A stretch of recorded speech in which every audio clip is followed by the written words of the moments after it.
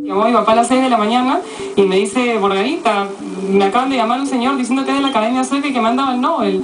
Pero yo no sé si esto es verdad o es una pasada. Dice que en 10 minutos lo anuncian. Y yo saltaba de la cama y digo: pero papi, ¿quién te va a hacer una broma así? Escuchas a Morgana, la hija de Mario Vargas Llosa, celebrar el Nobel de Literatura de su padre en 2010 en la televisión de su país natal, en Perú. Es la primera vez que gana un autor que escribe en español desde 1990. Ocurrió en 2010 y en ese momento habían pasado 20 años desde que un escritor en español había recibido el Nobel. Y salvo sorpresa mayúscula este jueves, cuando la Academia Sueca decide el de 2024, habrán pasado otra vez 14 años. Soy Marta Curiel. Hoy en El País, ¿se resiste el Nobel a la literatura en español?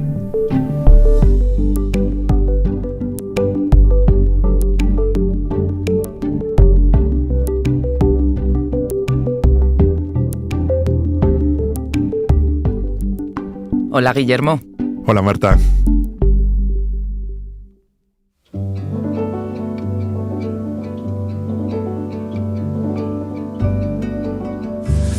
Aprendí a leer a los 5 años en la clase del hermano Justiniano en el colegio de La Salle, en Cochabamba, Bolivia. Es la cosa más importante que me ha pasado en la vida. Guillermo Altares, jefe de Cultura del País, escuchábamos el último discurso de agradecimiento de un premio Nobel de Literatura pronunciado en español. Es el de Mario Vargas Llosa, el último escritor premiado en nuestra lengua por la Academia Sueca. Este jueves conoceremos quién lo recibe, pero no parece que vaya a ser en nuestro idioma. Pero te voy a pedir para empezar este episodio que imagines quién podría hacerlo, sea hoy o en las próximas ediciones. Pues primero quería decir qué bonitos son siempre los discursos de Vargas Llosa. Me acuerdo que me tocó cubrir el Cervantes y era un discurso precioso. Hay una lista de favoritos de los apostantes británicos que más o menos hace bastante ruido, y hay 2 escritores en lengua española bien situados. Uno es el argentino César Aira, que es esto que se puede decir, y perdón por el tópico, eterno candidato al premio Nobel. Aparece muchas veces, es un escritor sobre todo de novelas cortas, de relatos cortos, y realmente un escritor muy influyente, muy importante en Argentina y muy influyente en general en el inmenso mundo del español. Y ahí también aparece Enrique Vilamatas. Y yo creo que si puede haber una especie de definición de qué es un escritor Nobel, yo siempre diría es un escritor con un mundo totalmente propio. Y creo que Vilamatas lo tiene. O sea, yo siempre he pensado que Vilamatas podía ser un Nobel en español. Pero también hay que decir que normalmente esas casas de apuestas hay veces que aciertan, pero el 90% de las veces no aciertan y se lo dan a un escritor que no aparece en estas listas. Además, no tenemos certezas, como me estás diciendo, solo alguna quiniela, pero lo que sí tenemos es datos. Y ahí los hispanohablantes nos salimos muy bien parados. Han pasado, como digo, 14 años desde el anterior premio Nobel a un autor en español, y son 11 en total desde 1901, para la 4ª lengua más hablada en el mundo. Los españoles, repasa conmigo: José Echegaray, Jacinto Benavente, Juan Ramón Jiménez, Vicente Aleixandre, Camilo José Cela, los chilenos Gabriela Mistral y Pablo Neruda, el guatemalteco Miguel Ángel Asturias, el colombiano Gabriel García Márquez, el mexicano Octavio Paz y Vargas Llosa, el que mencionábamos. Si comparamos, en inglés han sido 29, en francés 16, en alemán 15, en sueco 7 y en italiano 6. La pregunta parece clara: ¿le pasa algo a la Academia con el idioma español? Los destinos de la Academia son siempre misteriosos. Si uno ve la lista de los nombres españoles, me parece más preocupante que los 2 primeros sean casi más nombres de calles que de escritores. Me pregunto quién lee a Echegaray y Benavente. En el caso de Aleixandre, es un premio a la generación del 27, claramente.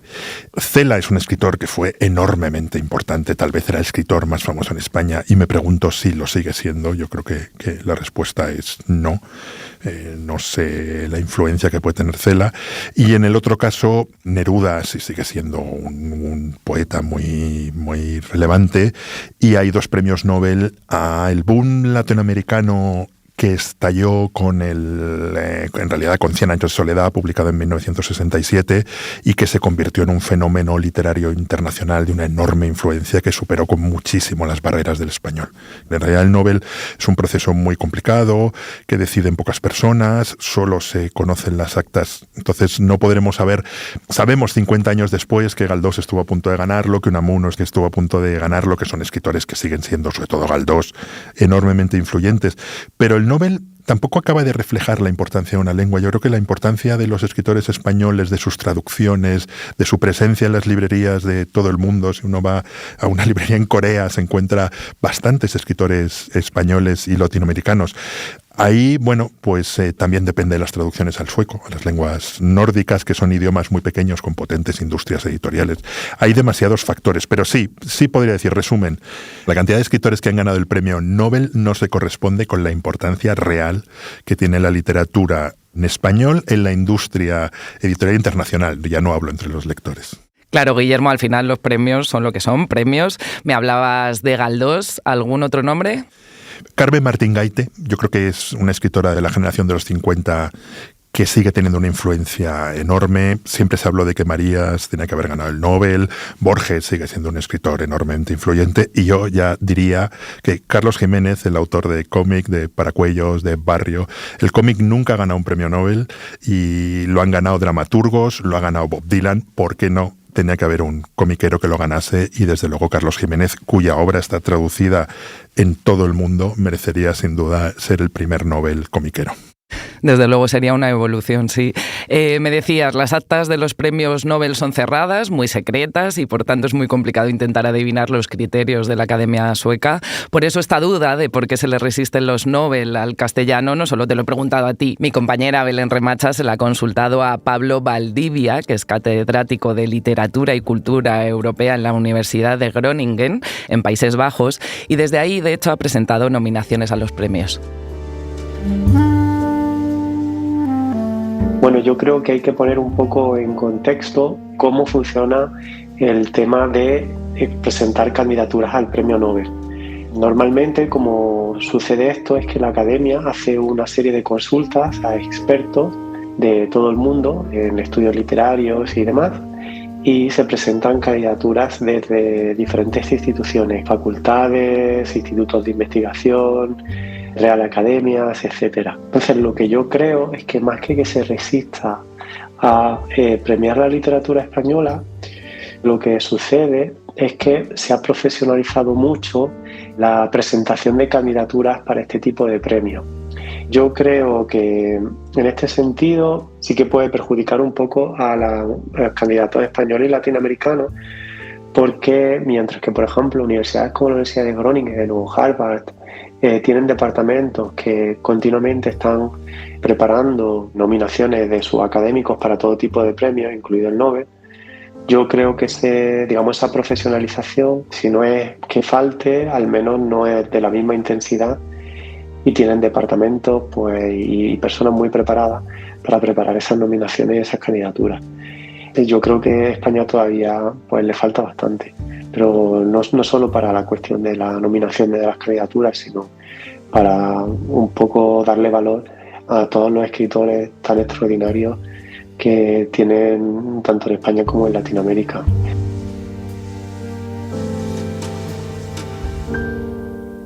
Así que la industria pesa, ¿no? Porque desde luego por la falta de calidad de la literatura, no solo española, sino sobre todo latinoamericana, no será.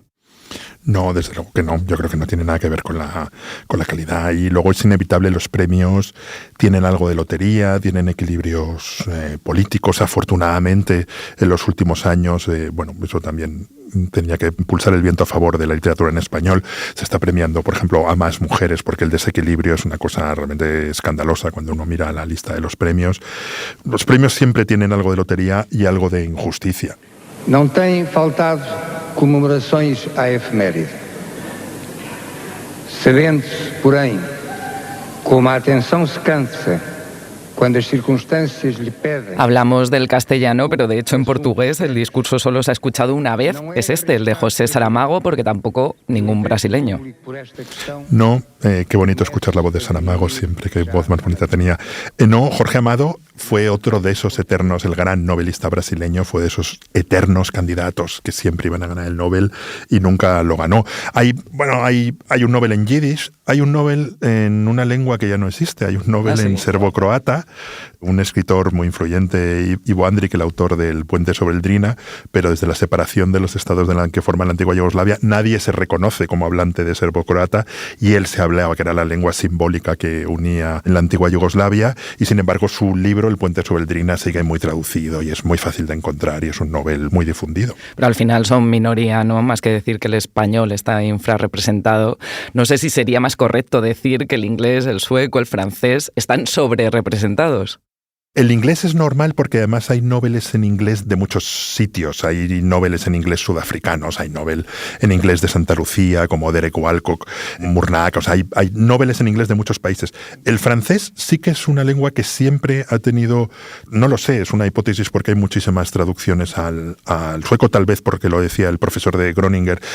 Hay muchos noveles en la editorial Gallimard, que es una de las potencias culturales de Europa y tiene mucha influencia en el jurado, pero es verdad que incluso hay cosas sorprendentes como Leclésio y Patrick Modiano que lo ganaron con muy poca diferencia.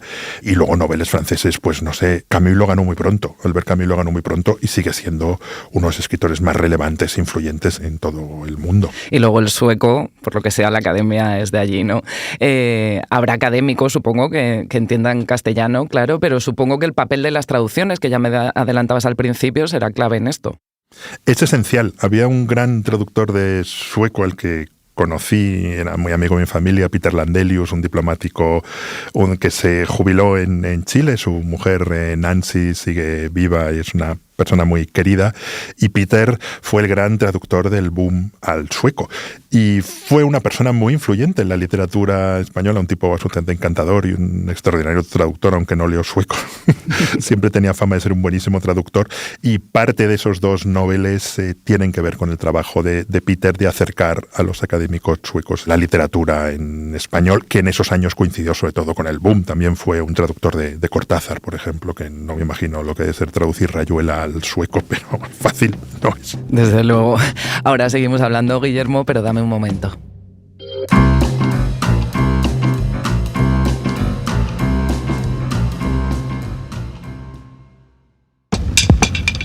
¿Te gustaría saber qué está leyendo Leila Guerriero? ¿Qué libro te recomienda Mariana Enríquez o Alicia Jiménez Barlet? Hola, soy Berna González Harbour y te invito a escuchar ¿Qué estás leyendo?, el podcast de libros del país. Escúchalo ya.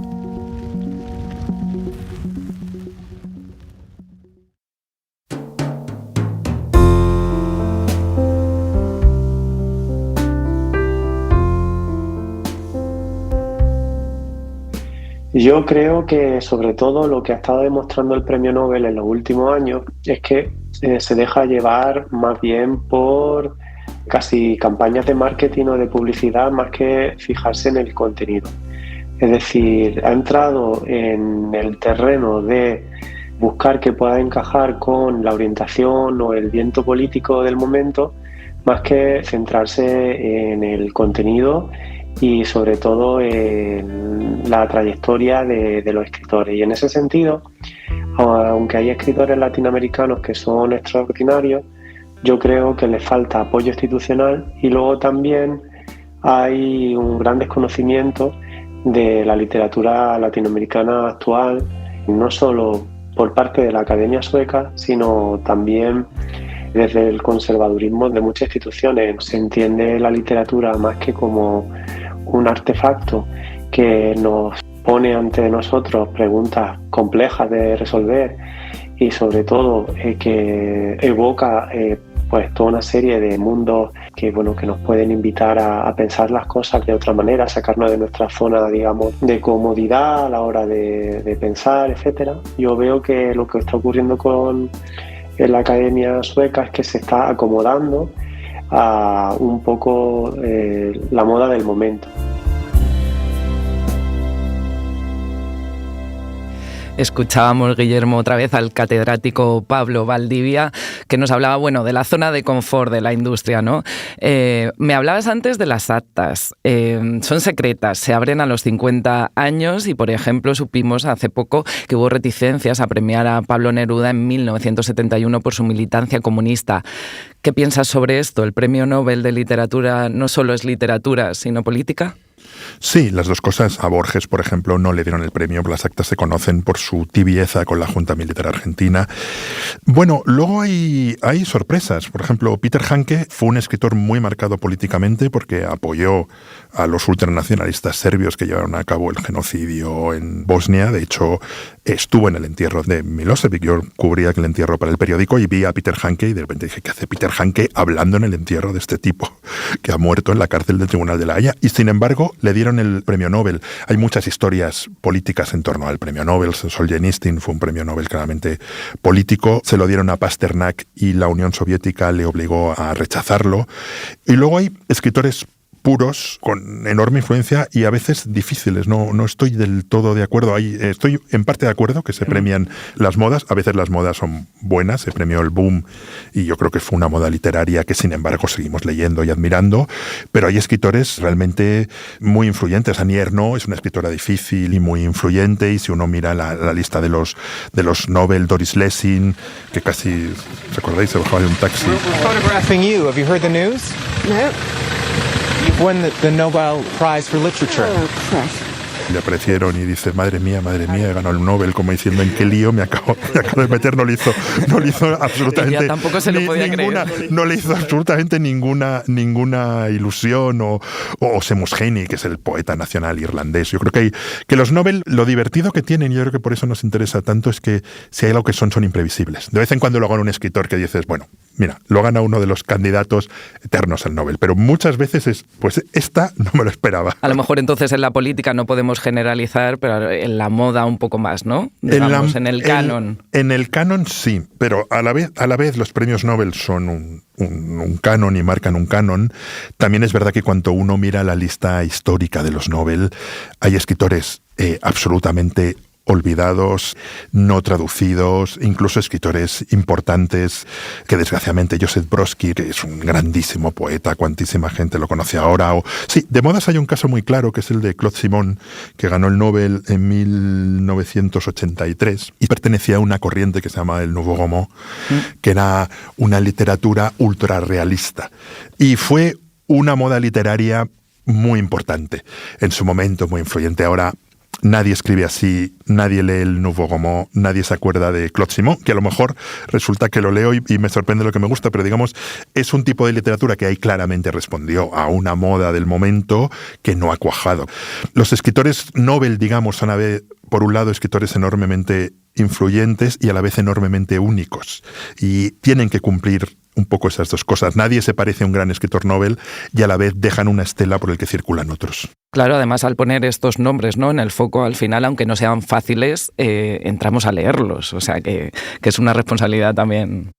Claro, Javier Rodríguez Marcos escribió un artículo muy bonito defendiendo los Nobeles que te sorprenden. Siempre se dice, pues no lo ha ganado Murakami y lo ha ganado Szymborska, una poeta polaca.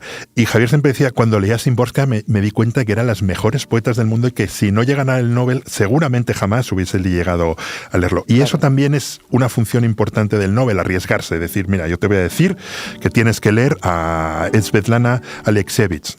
Y de repente era una escritora que estaba traducida, periodista, yo creo que es la periodista Nobel, estaba traducida al español, pero con muy poco, había tiradas mínimas y muy pocas ventas, y de repente todos descubrimos y leímos Chernobyl y dijimos, joder, pero qué extraordinaria es esta. Y sin el Nobel seguramente no lo hubiésemos descubierto.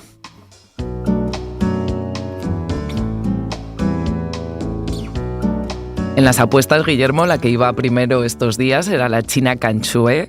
El chino solo ha sido premiado además 2 veces, a pesar de ser el idioma más hablado en el mundo. En los últimos años también se ha premiado al tanzano Abdulrazak Gurnah, pero sobre todo entre los últimos 10 premiados hay solo 5 mujeres, porque siguen siendo al final 101 hombres premiados frente a 16 mujeres. ¿Están los Nobel intentando compensar olvidos históricos? Sin duda, porque además hubo un escándalo en la academia de acoso. De hecho, un año no se dio el Nobel, se limpió un poco la casa, y el año siguiente se dieron 2 Nobeles a la vez, que fue Peter Handke y Olga Tokarczuk, extraordinaria escritora, también descubierta por el Nobel. Y sin duda, realmente es una injusticia. Es que no hay palabras. O sea, cuando se dice, ahí se han dado 116 Nobel y lo han ganado 100 hombres y 16 mujeres, es que no, es como en las películas, no hay más preguntas, señorías. O sea, ya se pueden ustedes poner las pilas. Yo, este año sí está Kan Kurzweil, está Margaret Atwood, pero sin duda los Nobel se tienen que poner las pilas en eso, porque es que no es una injusticia histórica como tantas, pero digamos que es algo que está en el escaparate mundial, que no puede ser que tan pocas mujeres que hayan ganado el Premio Nobel de Literatura. Me quedo con esas recomendaciones que me acabas de decir y vamos a otro hombre. Haciendo todos los libros. El primer impulso fue escribir para leer más de lo que a mí más me gustaba en aquellos años y, por tanto, había un elemento de una palabra que está muy olvidada hoy en día y que nadie utiliza y que además se confunde con otras menos nobles y que yo es una palabra que siempre reivindico y quisiera que no estuviera tan olvidada, que es por emulación. Ahora escuchamos a Javier Marías, escritor, también columnista del País, fallecido hace 2 años. Escuchamos reflexionar sobre su propia literatura con su pérdida y hablando ahora solo de los españoles, perdimos la oportunidad más clara de ganar un Nobel de la literatura que había aquí en España. Sí, perdonad que estoy tan pesado con las voces, pero quise mucho a Javier Marías y me emociona mucho escucharle. Sí, yo creo que Javier Marías era un claro escritor Nobel, porque cumple las dos cosas. Creo que la literatura de Javier Marías es única y de una difusión. Es un escritor casi más conocido en Alemania que en España, un escritor enormemente único y a la vez enormemente influyente. Pienso, por ejemplo, en ahora que tanta gente hace autoficción, si uno piensa en Negra espalda del tiempo, que es una de sus una novela con la que él corta y empieza otro tipo de literatura que es pura autoficción. Yo creo que Javier Marías, perdimos la oportunidad del Nobel, pero no sé, me puedo confundir y a lo mejor los contemporáneos de Eugenio Mondale, que ganó el Nobel, decían lo mismo. Me extrañaría mucho que Javier Marías no supere más que el Nobel el tiempo. Yo creo que es un escritor que seguirá y seguiremos leyendo a Javier Marías durante muchísimos años. Entonces, Guillermo, al final lo que tenemos es la literatura, que sí es lo que queda, al igual que las voces. La literatura está muy por encima del Nobel de Literatura. Muchas gracias. Muchísimas gracias a ti, Marta.